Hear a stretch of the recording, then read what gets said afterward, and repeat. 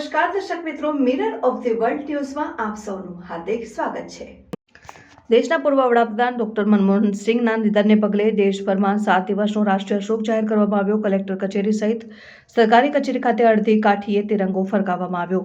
1990ના દાયકાની શરૂઆતમાં આર્થિક ઉદારીકરણની નીતિના જનક રહેલા એક એવા દેશના પૂર્વ વડાપ્રધાન ડોક્ટર મનમોહન સિંહનું લાંબી બીમારી બાદ 92 વર્ષની જૈફ વયે ગુરુવારે રાત્રે 9:51 નિધન થયું। ડોક્ટર મનમોહન સિંહ વર્ષ 2004 થી 2014 દરમિયાન 2 ટર્મ માટે દેશના વડાપ્રધાન પદે રહ્યા અને તેઓ 1991 થી 1996 સુધી કેન્દ્રીય નાણામંત્રી તરીકે રહ્યા અને 1991 થી 2019 સુધી આસામ અને વર્ષ 2019 થી રાજસ્થાનથી રાજ્યસભાના સાંસદ તરીકે રહ્યા અને તેઓ મૃદુભાષી હતા અને તેઓ દ્વારા ખૂબ સારા અર્થશાસ્ત્રી પણ હતા। નિધનના સમાચારને પગલે વડાપ્રધાન નરેન્દ્ર મોદીએ શોક વ્યક્ત કર્યો અને દેશભરમાં 7 દિવસીય રાષ્ટ્રીય શોક જાહેર કરવામાં આવ્યો। તેના કારણે વડોદરા શહેર જિલ્લા કલેક્ટર કચેરી સહિતના સરકારી ઇમારતો ખાતે અડધી કાઠીએ રાષ્ટ્રીય ધ્વજ ફરકાવાશે।